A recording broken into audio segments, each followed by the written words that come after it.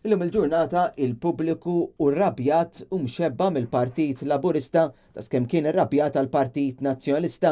Stqarret dan l-opinjonista Michela Spiteri fil-ġurnal The Sunday Times of Malta kif opinjoni kitbet dwar il-kwistjoni tal-ambjent. Hija saħqet li qed ngħixu fi żmien fejn għodwa minnhom tqum b'maxġar siġar quddiem il-bib tiegħek filwaqt li l-għada tistembaħ bil-baħ quddiemek.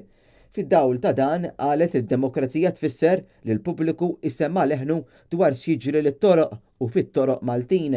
Spiteri fakret li lura fl-2009 il-Kunsill Lokali ta' San Ġiljan ippropona bus terminus għat-trasport pubbliku tal-elettriku u car park fil-pjazza tal-Balluta. Madankollu l-Partit Laburista flimkien mal-ambjentalisti oppona b'saħħa.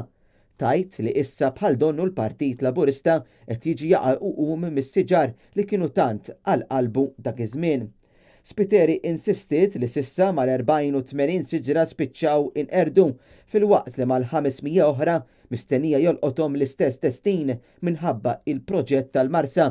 Hija saħqet ukoll li ma' 60 siġra oħra li issa l-Gvern insista li se jiġu 15 se jinqerdu fir-Rabat.